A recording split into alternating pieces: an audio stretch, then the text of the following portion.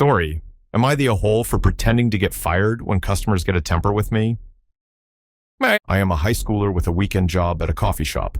My coworkers who work weekends are James, the owner's son and my shift manager, and Danielle, a college student. The bustling atmosphere of the cafe on weekends often brings in a diverse crowd, from bleary-eyed students to rushed professionals, all seeking their caffeine fix. Most customers are pleasant, offering a smile or a kind word as they receive their orders. However, there's always that unpredictable element, the irate customer who seems to have woken up on the wrong side of the bed.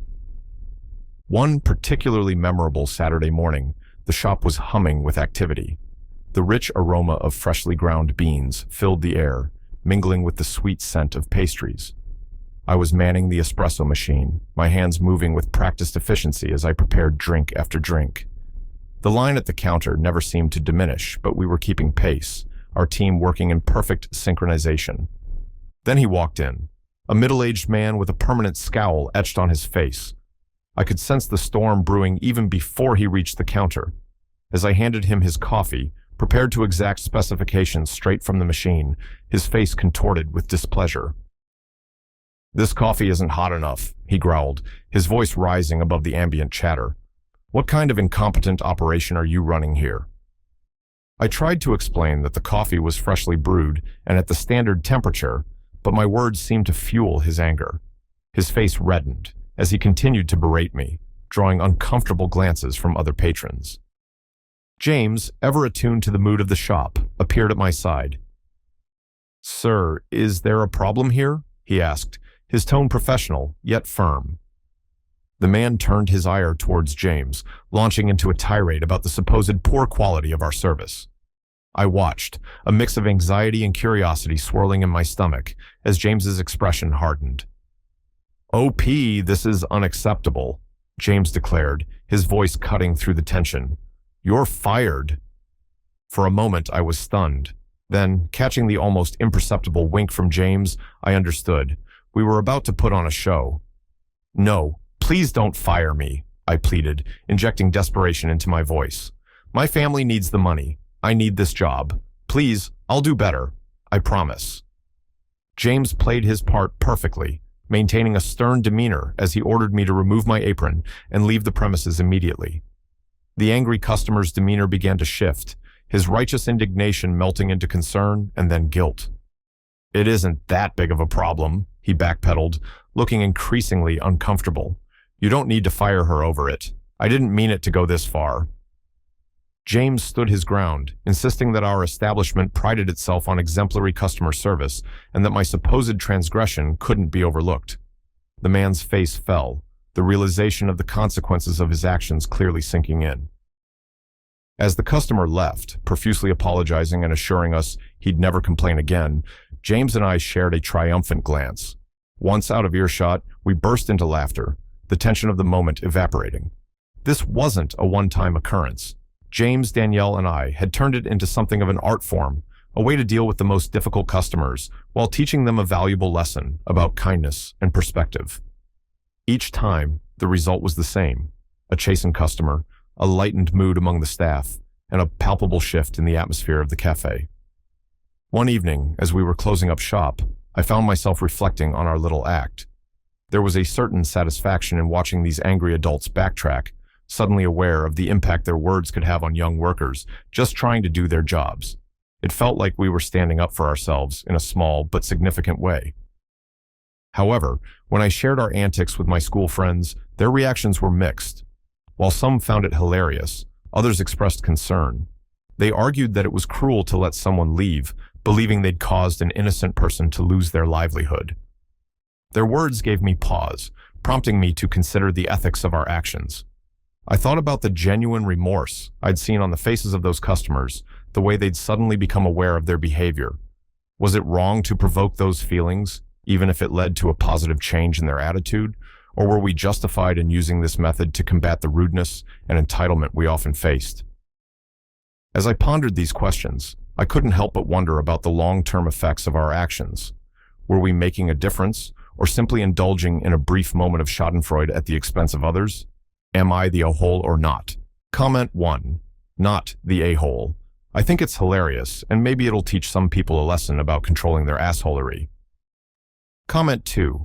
Not the a-hole. Customers can be fucking idiots. Usually people are pretty respectful and reasonable, even when they have a legit complaint. But every now and then, there's the one guy or gal that comes in and just can't be made happy. They're the worst. I've taken the approach of killing with kindness and being sarcastically polite. Oh, okay, sir. I can microwave your coffee for you. Would you like 2 minutes or 5? It's fun, usually pisses them off more, but they can't do anything because you're not saying anything wrong. I'm curious how the customer acts when they come in the next day, the following week, and you're still behind the counter. Story. Am I the a-hole for suing my girlfriend after she had my 1967 Impala project taken to the scrapyard? I'll try to keep this short. I had a 1967 Impala 4-door that I bought in February 2019. The car was my pride and joy, a classic beauty that I'd dreamed of restoring since I was a kid. When I finally got my hands on one, I poured my heart and soul into it, spending every spare moment tinkering under the hood or sourcing rare parts.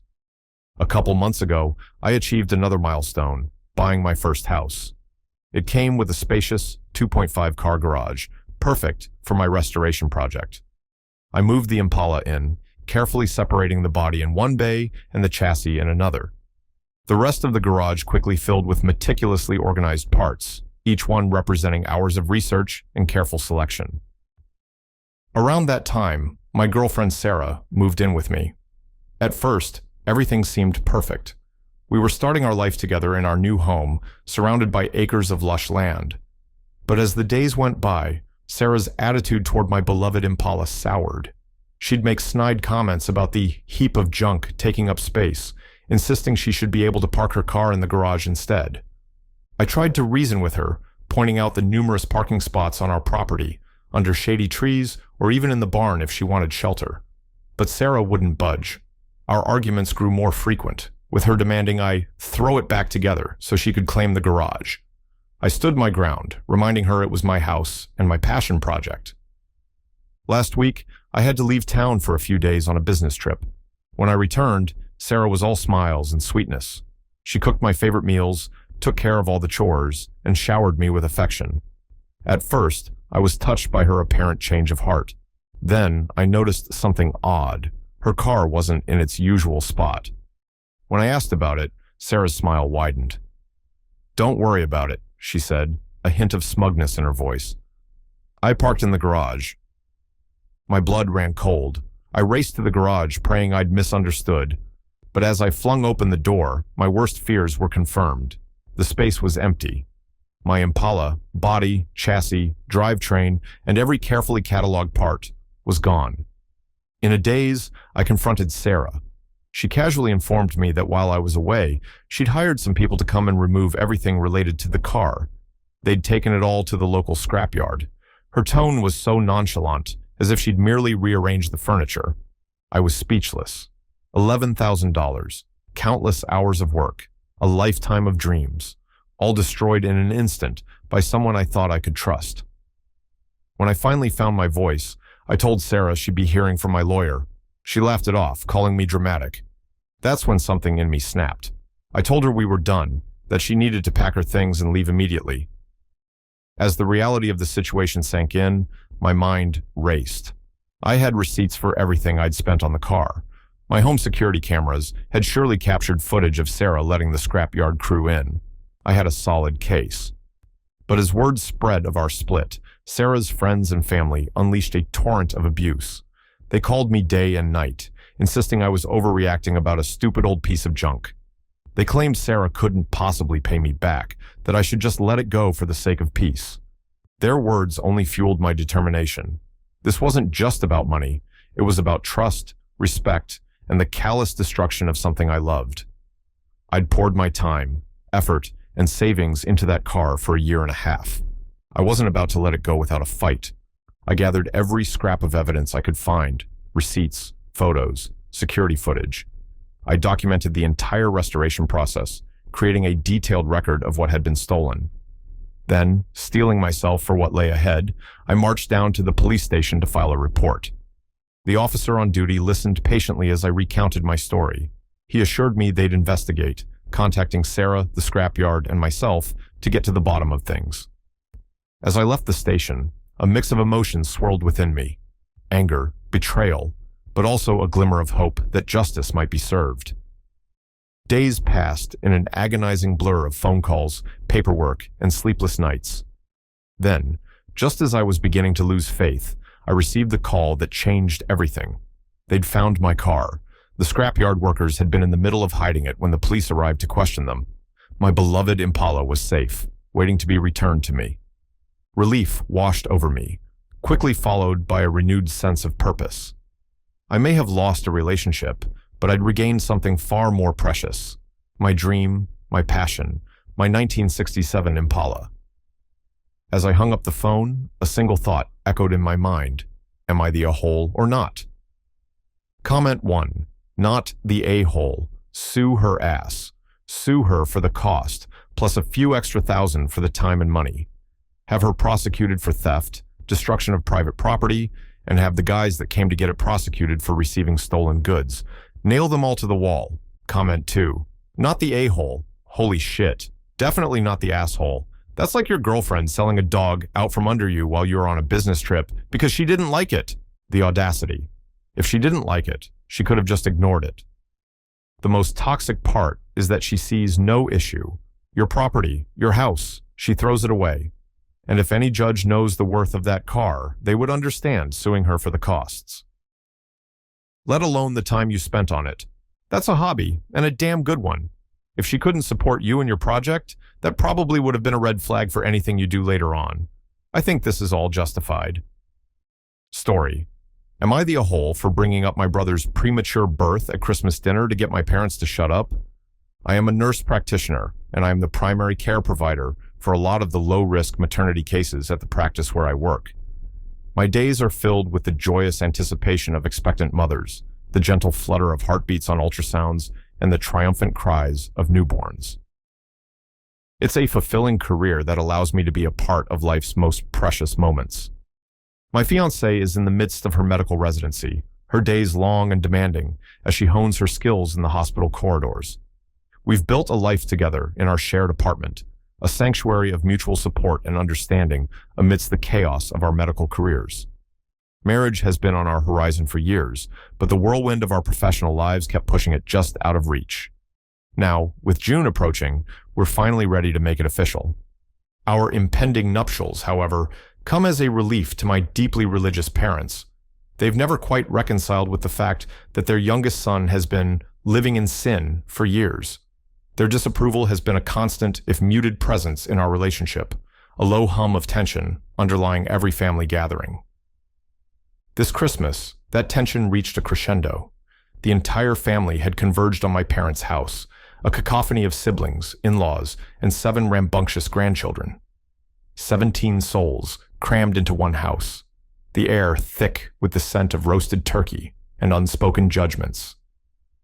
Dinner started pleasantly enough, with the clinking of cutlery and the chatter of catching up. But then my mother, her eyes gleaming with a mix of relief and lingering reproach, began to expound on how glad she was that we were finally getting married. Her words dripped with the implication that our upcoming wedding would wash away years of embarrassment at church.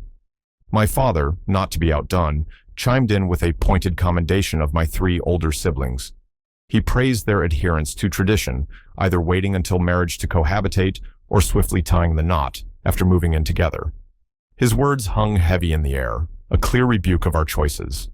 I watched as my fiancée's cheeks flushed with embarrassment, her eyes fixed on her plate. The familiar anger began to simmer in my chest, a frustration born from years of having this same tired argument. We were adults, successful in our careers, committed to each other. Yet here we were, being lectured like wayward teenagers. In that moment, something snapped. I'd had enough of this judgmental diatribe masquerading as familial concern. My mind raced, searching for a way to end this once and for all. And then, like a bolt of lightning, I remembered a conversation from years ago, a secret shared by my grandmother, a truth that could shatter my parents' glass house of moral superiority. Clearing my throat, I steered the conversation towards my work. I spoke of a premature baby I'd been reading about, barely 3 months old, and fighting for life in the NICU. As I described the infant's remarkable resilience, I watched my parents' expressions shift from righteous indignation to growing unease. Seizing the moment, I pivoted to ask about my oldest brother's birth. I suggested we pull out the family album, knowing full well what those records would reveal. The atmosphere at the table changed instantly, tension crackling like static electricity. My parents' faces paled, their earlier bravado evaporating as they realized where this was heading. They knew, as I did, that the family records would show my brother was born a healthy 9 pounds and 23 inches long, far too large for a baby supposedly born 4 months premature. The subject changed abruptly, my parents stumbling over each other to discuss anything else. After dinner, they cornered me, admonishing me for bringing up private matters that were none of my concern. Their hypocrisy was staggering. With a calm I didn't entirely feel, I laid down my ultimatum. If I ever heard another word about my living arrangements, I would make sure everyone knew the truth, that my mother was well into her second trimester when they got married. The revelation hit home. My parents' anger was palpable, but beneath it, I sensed a grudging acceptance. They knew they'd been outmaneuvered. My fiancée, for her part, was quietly triumphant, relieved that the subject seemed to be closed for good. As we left that night, I felt a mix of emotions, satisfaction at having finally stood up to years of judgment, but also a twinge of guilt for having resorted to such tactics. I'd protected my fiancée and our choices, but at what cost to family harmony? Am I the a-hole or not? Comment 1. Not the a-hole. That was beautifully handled. You didn't call them out and embarrass them, but you stood your ground. I did laugh out loud when you said where you got your blackmail information. Grandma had that in her pocket for a long time, I'm guessing. Congratulations on your upcoming wedding. Comment 2. Not the a-hole. I always notice that the people who have the most to say always have the most dirty laundry. Never fails, the guilty always speak, especially the religious. Hypocrisy and judgment abound. And judgment abound. And judgment abound.